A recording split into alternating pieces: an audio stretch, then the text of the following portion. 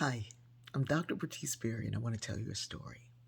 I just realized that my mother was really a philosopher. I mean, she said some amazing, way amazing things, but some of her questions were really philosophical in nature. And as a child, I didn't understand it. And I bet you had some of those same questions that you didn't understand.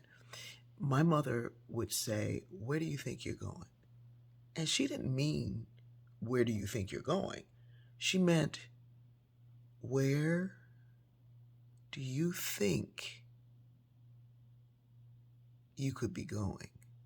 Now, this question usually meant that you had on some clothes and you were going to go somewhere. You thought you were dressed up. You thought you were dressed in a way that was right, but you were not in her mind. And so instead of saying, "Go take that off," she said, "Where do you think you're going?" And sometimes she'd follow up with looking like that. The other question that was so philosophical was, "Who do you think you are?" Now, I had to go deep into that question because when my mother would say, "Just who do you think you are?" Sometimes she'd follow up with, "The Pope?" She was saying, "You're getting above yourself. You are acting higher than the rank that you have earned." And who do you think you are is a question that we ask people.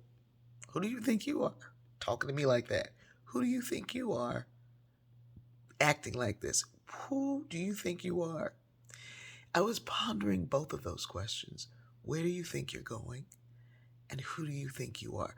Because sometimes when I'm getting dressed or, making something that's a little bit above what beyond a little bit more showy or whatever, I hear, "Who do you think you are? Where do you think you're going?" And sometimes those questions that are said in a way to allow us to pull back ourselves are keeping us from being ourselves. So this morning, I'm going to ask you, where do you think you're going? And why haven't you gotten there? Who do you think you are? And why won't you let the world see it?